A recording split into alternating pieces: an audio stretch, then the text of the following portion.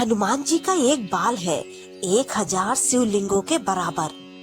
क्यों हनुमान जी ने भीम को दिए थे अपने 3 बाल? जानिए क्या है रहस्य। महाभारत और रामायण में ऐसे कई रहस्य छुपे हुए हैं। ऐसा ही एक रहस्य है महाभारत में। यह उस समय की बात है जब युद्ध में पांडवों ने कौरवों पर विजय प्राप्त कर ली थी और पांडव हस्तिनापुर में सुखपूर्वक जीवन गुजार रहे थे। युधिष्ठिर के राज में प्रजा को किसी भी चीज की कोई कमी नहीं थी। किंवदंतियों की मान्यता अनुसार एक दिन देव ऋषि नारद मुनि महाराज युधिष्ठिर के समक्ष प्रकट हुए और कहने लगे कि आप सभी पांडव यहाँ प्रसन्नता पूर्वक रह रहे हैं, लेकिन वहाँ स्वर्गलोक में आपके पिता बहुत दुखी हैं। देव ऋषि के ऐसे वचन सुनकर युधिष्ठिर ने इसका कारण पूछा तो देव ऋषि ने कहा, वे अपने जीवित रहते हुए राजसूय यज्ञ करवाना चाहते थे, लेकिन ऐसा वे कर नहीं सके, इसलिए दुखी है। महाराज युधिष्ठिर, आपको आपके पिता की आत्मा की शांति के लिए यह यज्ञ करवाना चाहिए। नारद जी के ऐसे वचन सुनकर युधिष्ठिर ने अपने पिता की आत्मा शांति के लिए राजसूय यज्ञ कराने की घोषणा की। इसके लिए उन्होंने नारद जी के परामर्श पर भगवान शिव के परम भक्त ऋषि पुरुष मृगा को आमंत्रित करने का फैसला किया। ऋषि पुरुष मृगा जन्म से आधे पुरुष शरीर के तथा नीचे के उनके पैर मृग के थे, लेकिन वे कहाँ रहते थे यह किसी को पता नहीं था। युधिष्ठिर ने भीम को आदेश दिया कि वे ऋषि पुरुष मृगा जी जहाँ कहीं भी हो उन्हें ढूंढकर सम्मान के साथ यहाँ लेकर आओ। अपने भाई की आज्ञा पाते ही भीम ऋषि पुरुष मृगा को ढूंढने के लिए जंगल की ओर निकल पड़े। जंगल में काफी दूर चलने के बाद मार्ग में एक विशालकाय वानर दिखाई दिए जो कि हनुमान जी थे। भीम भी पवन पुत्र है, इस नाते भीम हनुमान जी के भाई हुए। भीम ने लेटे हुए हनुमान जी को वानर समझकर उनसे अपनी पूंछ हटाने के लिए कहा।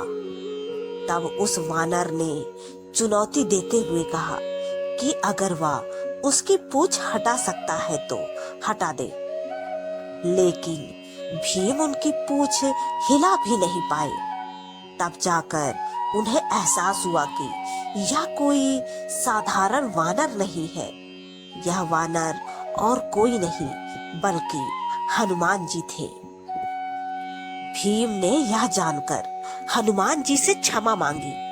भीम ने हनुमान जी को अपने जंगल में भटकने का उद्देश्य बताया। कुछ विचार करने के बाद हनुमान जी ने भीम को अपने शरीर के 3 बाल दिए और कहा कि इन्हें अपने पास रखो, संकट के समय में ये तुम्हारे काम आएंगे। भीम ने हनुमान जी के वे 3 बाल अपने पास सुरक्षित रख लिए और चल पड़े ऋषि मृगा को ढूंढने। कुछ दूर जाने के बाद ही भीम को भगवान शिव के परम भक्त ऋषि पुरुष मृगा मिल गए जो महादेव की स्तुति कर रहे थे। भीम ने उनके पास जाकर उन्हें प्रणाम किया तथा अपने आने का प्रयोजन बताया। इस पर ऋषि पुरुष मृगा भी उनके साथ चलने को राजी हो गए, लेकिन उन्होंने एक शर्त रख दी। पुरुष मृगा ने यह शर्त रखी कि तुम्हें मुझसे पहले हस्तिनापुर पहुंचना होगा, नहीं तो मैं तुम्हें खा जाऊंगा। भीम ने थोड़ी देर विचार करने के बाद ऋषि पुरुष मृगा की शर्त स्वीकार कर ली।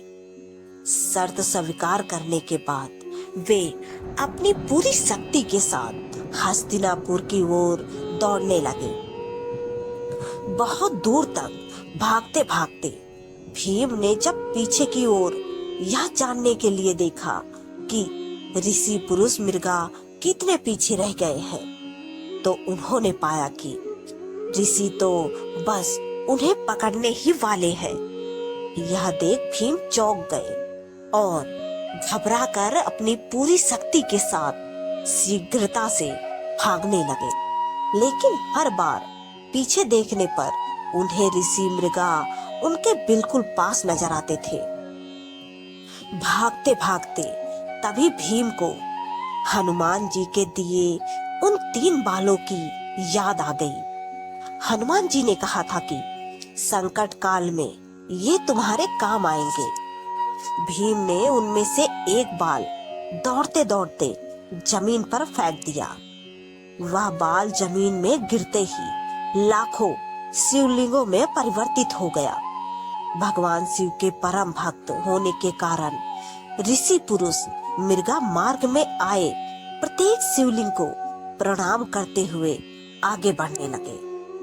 इसके चलते भीम को दूर तक भागने का मौका मिल गया। कुंती पुत्र भीम लगातार भागते रहे।